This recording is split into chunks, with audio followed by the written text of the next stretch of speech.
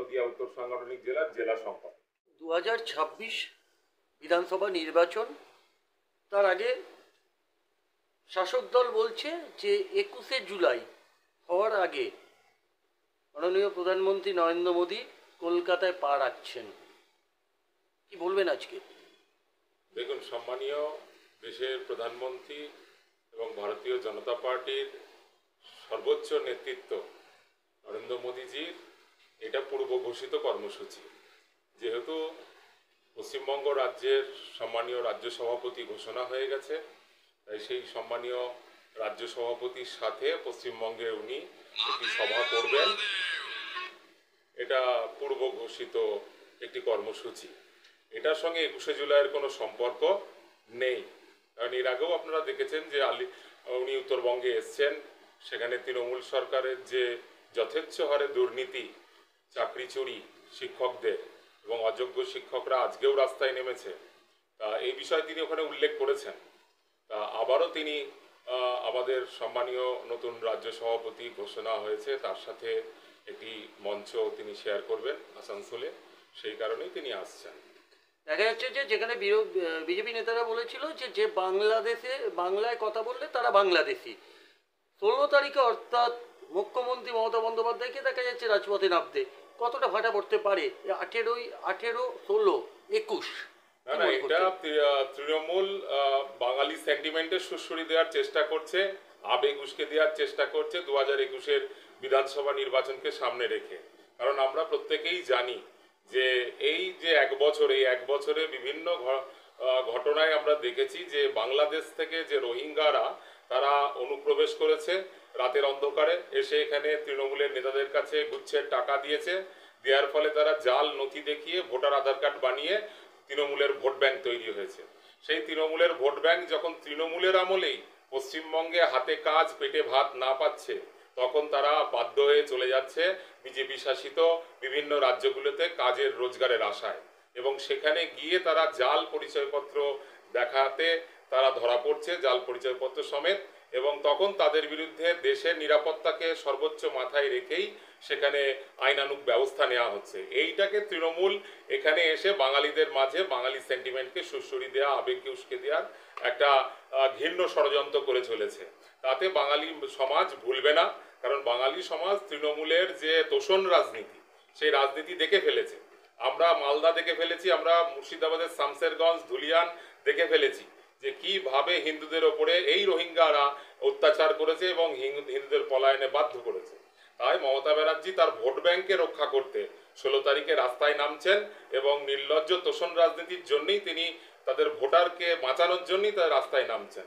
কারণ ইতিমধ্যে আপনারা জানেন যে বিহার রাজ্যে সেখানে এসআইআর হচ্ছে, সেই এসআইআর এর মাধ্যম দিয়ে অবৈধ অনুপ্রবেশকারী রোহিঙ্গাদের চিহ্নিতকরণের কাজ চলছে। তাতেই মমতা ব্যানার্জি ভয় পেয়ে গিয়েছে যে আগামী 26-এর বিধানসভা নির্বাচনে যদি এই ভুয়ো ভোটার, এই জাল ভোটার এবং রোহিঙ্গা ভোটারদের যদি আমি সংরক্ষণ দিতে না পারি, তাহলে আমার ভবিষ্যৎ অন্ধকার হয়ে যাবে। আর সেই ভয়েই তিনি 16 তারিখে রাস্তায় নামছেন। আচ্ছা, দেখা যাচ্ছে হিন্দু হিন্দু বলে রাজনীতি হচ্ছে, এটা কি হিন্দু ভোট টাটার জন্য জগন্নাথ মন্দির রেডি হয়েছে নাকি? দেখো, জগন্নাথ মন্দির ওটা জগন্নাথ মন্দির নয়, ওটা মমতা ব্যানার্জি পশ্চিমবঙ্গের জনগণের ট্যাক্সের টাকায় একটা জগন্নাথ কালচারাল সেন্টার তৈরি করেছেন, এবং তিনি ভাবছেন যে আমাদের মুর্শিদাবাদ, মালদা, কালিয়াগঞ্জ, তারপরে হাওড়া, এই বিভিন্ন প্রান্তে পশ্চিমবঙ্গে তার প্রশ্রয়ে, তার দলদাস পুলিশের প্রশ্রয়ে আজকে তার যে দুধেল গাইদের ভোট ব্যাংক, সেই ভোট ব্যাংক কীভাবে সব জায়গায় হিন্দুদের ওপরে নির্যাতন নামিয়ে এনেছে, এমনকি হিন্দুদের বিভিন্ন যে পুজো, সেই পুজোর ওপরেও হামলা চালানো হচ্ছে, রামনবমীর মিছিলেও পাথর ছোড়া হচ্ছে। তাই এই ঘটনাগুলোতে তিনি হিন্দু ভোটকে তিনি ভয় পাচ্ছেন। তিনি আগামী বিধানসভা নির্বাচনকে মাথায় রেখে তিনি কোথাও যেন একটু শঙ্কিত হয়ে উঠেছেন। তাই তিনি তাড়াহুড়ো করে জনগণের ট্যাক্সের টাকা দিয়ে ওইখানে জগন্নাথ কালচারাল সেন্টার তিনি তৈরি করার প্রয়াস করেছেন, এবং ইনি ভাবছেন যে আমাদের সনাতনী বাঙালি যে হিন্দু তারা বোকা, তারা ওই সেন্টার দেখে তারা মনে করবেন এবং তার যে এই যে নকল প্রসাদ বাড়ি বাড়ি রেশনের মাধ্যম দিয়ে পৌঁছে দিচ্ছেন সেই দেখে এই হিন্দুরা তার প্রতি উদার হয়ে যাবে। এটা কখনোই হবে না। হিন্দুদের উনি যতটা বোকা ভাবছেন তারা ততটা নয়। হ্যাঁ, তারা ঠিক সময়ে 26-এর বিধানসভা নির্বাচনে উচিত জবাব দিয়ে দেবেন। তাহলে কি বলছেন যে আজকে বিরোধী দলনেতা শুভেন্দু অধিকারী বলছে হিন্দু হিন্দু ভাই ভাই 2026 বিধানসভা চাই, অপরদিকে আপনাদের দলের ভেতরে মতবিরোধ পার্থক্য একটা তৈরি হচ্ছে। মাননীয় রাজ্য সভাপতি অর্থাৎ শ্রমিক ভট্টাচার্য সেখানে বলছেন, আসার পরে সভাপতির দায়িত্ব নেওয়ার পরে উনি বলছেন যে হিন্দুও চাই মুসলিমও চাই এবং মা কালীও চাই।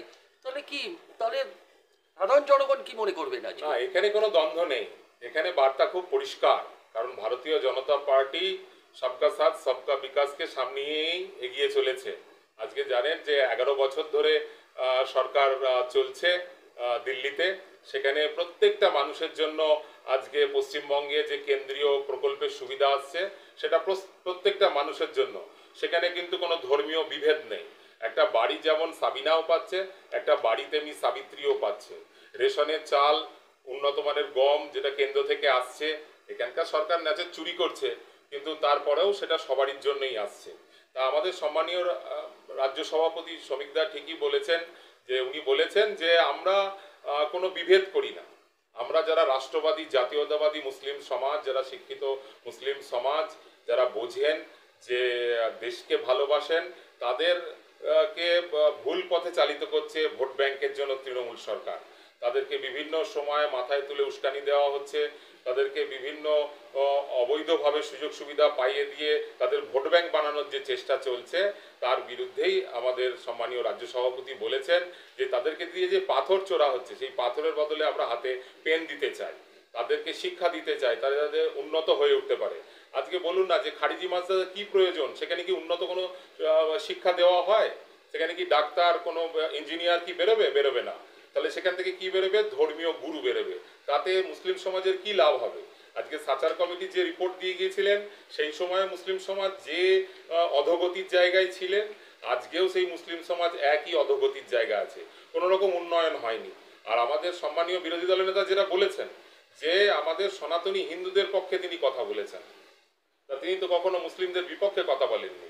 তিনি হিন্দুদেরকে একজোট হওয়ার বার্তা দিয়েছেন যে যেখানে আমাদের মনে হচ্ছে যে রোহিঙ্গাদের বাংলাদেশ থেকে নিয়ে এসে সেই রোহিঙ্গাদের এত বারবারন্ত হয়েছে যে তারা মালদা মুর্শিদাবাদে আমাদের হিন্দু সমাজের উপরে আক্রমণ নামিয়ে নিয়ে আসছে এবং সেখানে দাঁড়িয়ে আমাদের তৃণমূলের তোষণকারী মুখ্যমন্ত্রী নির্লজ্জের মতন তার প্রশাসনকে দলদাস বানিয়ে চুপ করে রেখেছে। তাই এর পরিপ্রেক্ষিতেই আমাদের হিন্দুদের একজোট হওয়ার ডাক যে এই তৃণমূলের যে তোষণকারী সরকার, এই সরকারকে ছুঁড়ে বিসর্জন দিতে হবে 26-এর বিধানসভা নির্বাচনে। আর তারপরে একটা সঠিক প্রশাসন তার সঠিক দায়িত্ব নিয়ে সবকা সাথ সবকা বিকাশের মন্ত্রে এগিয়ে চলবে, পশ্চিমবঙ্গকে আবার সোনার বাংলা বানাবে। আচ্ছা, ওনারা বলছেন যত অন্য বিজেপি শাসিত রাজ্য আছে ওইখানে বাংলা ভাষীর উপরে অত্যাচার হচ্ছে। না, এটা সম্পূর্ণ বাঙালিদেরকে বিভ্রান্ত করার চেষ্টা চালিয়ে যাচ্ছে তৃণমূল সরকার। সেখানেও বাঙালি সেন্টিমেন্টের সুরসুরি আবেগকে উস্কে দেওয়ার বিধানসভার আগে চেষ্টা চলছে। কারণ আমরা ঝাড়সুগড়া উড়িষ্যায় দেখলাম যে 444 জন যেখানে ধরা পড়েছে তার মধ্যে 368 জনের ভুয়ো নকল পরিচয়পত্র ধরা পড়লো। সেখানকার সরকার জানিয়েছে বিবৃতি দিয়ে, এবং সেখানে দেখা যাচ্ছে যে আমরা ঠিক যেমন করে যে বারাসাত এবং কুচবিহারে দেখেছি যে জাল ভোটার কার্ড, জাল আধার কার্ড বানানো হয়েছে। তারা বিভিন্ন সময়ে ভারতবর্ষে যে রোহিঙ্গারা অনুপ্রবেশ করেছিল পশ্চিমবঙ্গের সীমান্ত দিয়ে বিভিন্ন সময়ে এই তৃণমূল সরকারের সাহায্যে তারা সারা দেশে ছড়িয়ে পড়েছে সেই জাল আধার ভোটার কার্ড নিয়ে, এবং তারা সেখানে গিয়ে সেই ভোটার কার্ড যখন জাল আধার বেরোচ্ছে তখন তারা ধরা পড়ছে স্বাভাবিকভাবে। এদের সঙ্গে পশ্চিমবঙ্গের আদি বাঙালির কোনো সম্পর্ক নেই, কিন্তু এইটাকে ভোটের ময়দানে এসে মমতা ব্যানার্জি গুলিয়ে দেওয়ার চেষ্টা চালাচ্ছেন। আচ্ছা দাদা, এই 2026-এ এই অঞ্চলে আপনারা কতটা সিট পেতে পারেন? আমাদের এটা নদিয়া উত্তর সাংগঠনিক জেলা, আমাদের এখানে 7টা বিধানসভা রয়েছে। এই 7টা বিধানসভা আমরা 6টা আসন আমরা পাবই। সেই রকমভাবেই আমাদের সাংগঠনিক কাজকর্ম চলছে, প্রচার অভিযান চলছে নদিয়া উত্তর সাংগঠনিক জেলা।